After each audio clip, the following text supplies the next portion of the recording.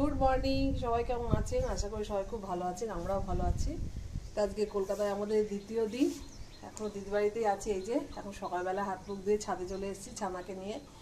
আর ওকে একটু সকালবেলা একটু ঘোরালে পরে ওর মনটাও খুব ভালো লাগে। আর এখানে বেশ পরিবেশটা তো একটু অন্যরকম, পাখি টাকিগুলো ডাকছে, চারিদিককার পরিবেশ দেখলে ও বেশ সুন্দর থাকে, চুপচাপও থাকে। তো সেটা দেখানোর জন্যই ছাদে নিয়ে চলে এলাম ওকে নিয়ে। এবার ওকে নিয়ে গিয়ে দিচ্ছি গিয়ে খেতে দেবো। চলো ছাদে গিয়ে একটু ঘুরিয়ে নিয়ে আসি ওকে। উঠে পড়েছে অনেকক্ষণই, যে উঠে হাত মুখ ধুয়ে ছাদে চলে এলাম ছানাটাকে নিয়ে। আর এখানে প্রচুর হাওয়া, এত হাওয়া না, সকালবেলায় বেশ পরিবেশটা খুব সুন্দর। এখানে বলতে নেই আমাদের ওখানকার তুলনায় গরমটা অনেকটা কম। আমরা তো দুদিন হলো এসেছি, ওখানে যেন কি গা জ্বালা পোড়া করে, সেই গরমটা এখানে কিন্তু নেই। আর এদিককার প্রকৃতিটা কত সুন্দর, দেখো চারিদিকে গাছপালা একদম সবুজে সবুজ। আর এত হাওয়া হচ্ছে চারিদিকে, গরম বলে মনেও হচ্ছে না গরমকাল বলে, দারুণ হাওয়া। রোদ উঠেছে ঠিকই, কিন্তু গরমটা কিন্তু খুব সাংঘাতিক টাইপের নেই। তো খবরে তো দেখাচ্ছে 4-5-6 তারিখ নাগাদ মানে ঝড় বৃষ্টি হতে পারে। এখন দেখা যাক, বোঝা যাচ্ছে না। বিকেল না হলে তো ঝড় বৃষ্টির সময় হয় না। এখন তো ওয়েদার মোটামুটি ভালোই আছে। এই যে গাছে কত রকমের ফুল ওদের, গতকালও দেখিয়েছি। সকালবেলায় ফুলগুলো দেখলেও বেশ মনটা ভালো হয়ে যায়, একদম গাছে ফুলে ভর্তি। তো গতকাল রাত্রে সবাই মিলে গুলতানি করে কিন্তু অনেক রাত্রে প্রায় 1টা-1:30টায় শোয়া হয়েছে। এখন সব এক এক করে সব ওঠা হচ্ছে, ছেলেগুলো এখনো ওঠেনি। তো বাজার ঘাটও হবে আজকে, যেহেতু সানডে, নিজের স্পেশাল কিছু একটা থাকবে, আর সেটা আপনাদের সঙ্গে শেয়ার অবশ্যই করব। বাজার থেকে আসুক, তারপরে দেখাচ্ছি যে বাজার কি হলো আজকে। এখন সকালবেলা সব চায়ের পাট চলছে। তো দুপুরে রান্না তো যোগাযোগ চলছে। এই যে এখানে পটল ভাজা, উচ্ছে কাটা আছে, উচ্ছে ভাজা হবে। আর তার সঙ্গে কিন্তু আজকে স্পেশাল রেসিপি হবে মাটন। আর মাটনের সঙ্গে কিন্তু চোস্তা আছে। চোস্তাটা কিন্তু আমি কখনো খাইনি, এবার প্রথমবার খাবো। তো রান্না করার পরে খেয়ে দেখবো কেমন লাগে, তারপরে রিভিউটা আপনাদের দেবো। এই যে পেঁয়াজ রসুনও কাটা চলছে, সব জোগাড় যন্ত্র করে নিই, তারপরে রান্নাটা বসাবো। আপাতত ভাজাভাজিগুলো হয়ে যাক। বাইরে আজকে গরমটাও একটু কম আছে, যেহেতু প্রচুর হাওয়া আছে। যেহেতু আজকে বাইরে কিন্তু প্রচুর হাওয়া আছে, তার জন্য গরমের পরিমাণটা একটু কম। তো ভাজাভুজি তো হয়ে গেছে, এখন মাংসের দায়িত্বটা কিন্তু আমার পড়েছে রান্নার। তো মাংসের প্রথমে একদম আলুগুলোকে আগে ভালো করে ভেজে নেবো। আর মাংস কিন্তু আজকে বেশ একদম জাম্বো সাইজের আলু, বড় বড় সাইজের আলু দেওয়া, যেহেতু খাসির মাংস একটু বড় বড় করে আলু দিলে কিন্তু সেটা খেতে ভালো লাগে। আর তার সঙ্গে কিন্তু পেঁপেও যাবে একটু, আর পেঁপে দিলে কিন্তু মাংসটা বয়েলও খুব ভালো হয়।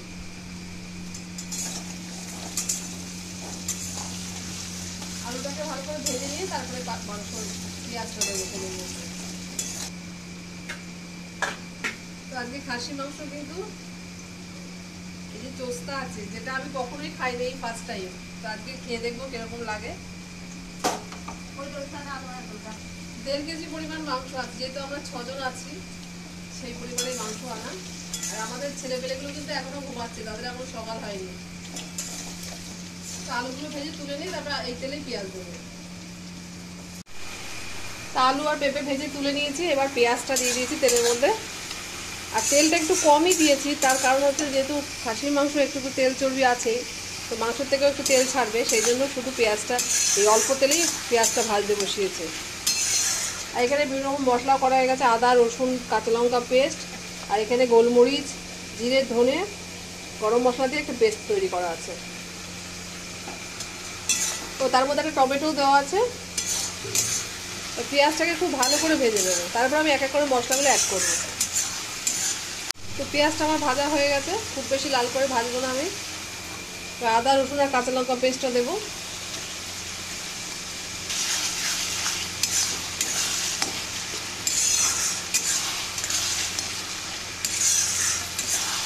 রসুন আর আদা বাটার সঙ্গে সঙ্গে এই যে বাদবাকি বাটা মশলাটাও কিন্তু দিয়ে দিয়েছি। এর মধ্যে গোলমরিচ শুকনো লঙ্কা জিরে ধরে সব রকম মশলাই আছে একসঙ্গে পেস্ট করা। আর পেঁয়াজটা যখন ভাজছি তখন আমি কিন্তু একটু চিনিও দিয়েছি তেলের উপরে। এবার সব মশলাটা খুব ভালো করে আমি কষিয়ে নেব। ভালো করে কষিয়ে নেওয়ার পরে তার মধ্যে মাংসটা দেবো আমি। তো মশলাটা ভালো করে কষিয়ে নিয়ে মাটনটা দিয়ে দিয়েছি কিন্তু। আর মাটনের সঙ্গে কিন্তু এই যে চোস্তাটাও দিয়ে দিয়েছি। চোস্তা এখানে 3 পিস মতো আছে। তো একসঙ্গে হলে পরে চোস্তাটা সেদ্ধও খুব ভালো হবে। আর এটা তো গলার কোনো ব্যাপার নেই। এখন মাটনের সঙ্গে মশলা দিয়ে খুব ভালো করে কষিয়ে নেব। আর আলুগুলো যেহেতু খুব ভালো করে ভাজা আছে, আলুগুলো এখন আর দেবো না। পেঁপেটা আমি দিয়ে দিয়েছি। আর এখানে চর্বিটা কিন্তু আমি এখন দিলাম না, এখন দিলেই চর্বিটা গলে যাবে। চর্বিটা একটু কষা হয়ে যাক, তারপরে চর্বিটা ঝোলে দিয়ে দেবো। শুধু চোস্তাটা দিয়ে দিয়েছি।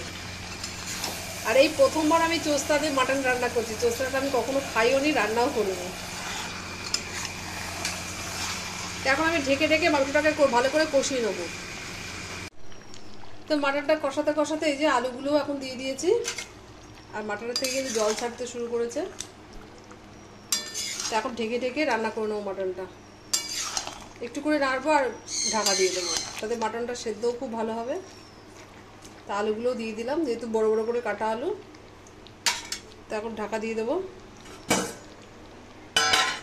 আস্তে আস্তে হোক। আর গ্যাসটা কিন্তু সিম করাই আছে। তো মাটনটা কিন্তু প্রায় কষা হয়ে গেছে।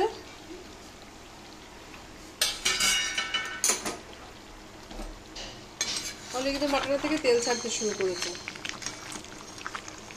এই যে চোস্তাগুলো দেখুন ঝোলের মধ্যে এগুলো। তো আলুগুলোও বেশ ভালোভাবে সেদ্ধ হয়ে গেছে। তো মাংসটা ভাবছি এতটা মাংস একটু কুকারে সিটি দিলে ভালো হবে। তো আলুগুলোকে কিন্তু দেবো না, আলুগুলো বাদ দিয়ে সিটি দেওয়া হবে। তো অলরেডি কিন্তু মাংসটা কষা হয়ে গেছে। তো ঝোল থেকে মাংসটাগুলো তুলে সবাই যে কুকারে দিয়ে দিয়েছি। কুকারে অন্তত দুটো সিটি পড়লে কি মাংসটা বেশ সফট হবে আর খেতেও বেশ সুস্বাদু হবে। তো এখন দুটো সিটির জন্য অপেক্ষা করবো। এদিকে ঝোলটা গ্রেভিটা ফুটতে থাকুক আলু দিয়ে পেঁপে দিয়ে। আর চর্বিটাও দিয়ে দিয়েছি এর মধ্যে।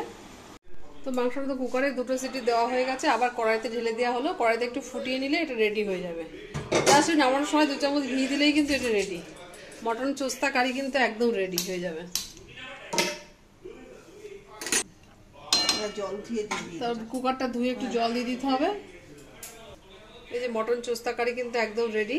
জাস্ট একটু ফুটিয়ে নিলে একটু ঘি দিলেই কিন্তু এটা কমপ্লিট। তো মাটনে কিন্তু ঘি দেওয়া হয়ে গেল। এবার জাস্ট একটু ফুটিয়ে নিলে কিন্তু এটা কমপ্লিট হয়ে যাবে। আর দুর্দান্ত কিন্তু কালারটাও এসেছে একদম।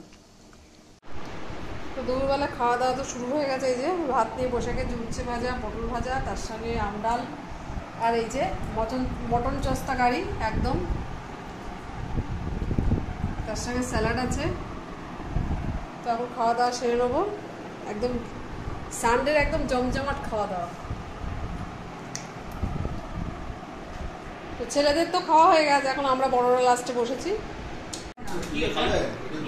তো এই যে হাতে চোস্তা পড়ে গেছে একদম, মাটন চোস্তা। এই ফার্স্ট টাইম খাচ্ছি, আগে কখনো এটাকে ট্রাই করিনি।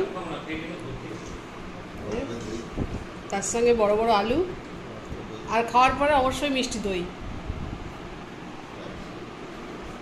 একদম সানডের খাওয়াটা কিন্তু একদম লাঞ্চটা জমজমাট একদম। দুপুরবেলা লাঞ্চ সেরে সব এই যে এখন ঘরের মধ্যে সবাই এক জায়গায়। এখন এসি চালিয়ে এখন সিনেমা হল তৈরি করা হয়েছে এখানে। তো সবাই মিলে বসে সিনেমা দেখবো। খাওয়া দাওয়ার পরে রেস্ট নিলাম একটু গুলতানি করে। তো এখন যাচ্ছি গড়িয়াহাটের দিকে, যাবো একটু ঘোরাও হবে। সবাই মিলে একসাথে বেরোচ্ছি। ছেলেরা আগেই বেরিয়ে পড়েছে, এখন আমরা বেরোচ্ছি।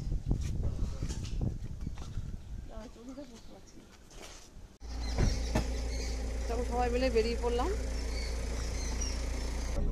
আচ্ছা ঠিক আছে, তো আমরা গড়িয়াহাটে এসে গেছি। এই যে গাড়ির মধ্যে সবাই আছে। ও গোড়াতে। আচ্ছা ঠিক আছে, অসুবিধা নেই। ওইটুকুর তো দাম আছে। তুমি আর ইয়ে গিয়ে চা খেয়ে আসো। আমি চলে গেলাম। হ্যাঁ তোমরা যেতে পারবা না দাঁড়া।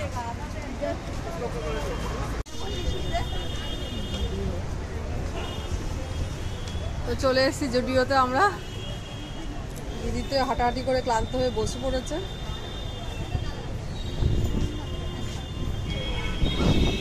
আর সবাই আসছে, ছেলেরাও আগে চলে এসছে, আসছে।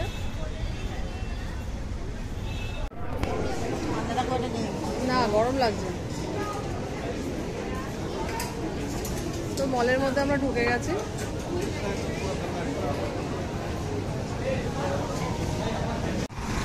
তো গড়িয়াহাট থেকে আমাদের মোটামুটি মার্কেটিং হয়ে গেছে। এখন আমরা বাড়ির দিকে ফিরছি।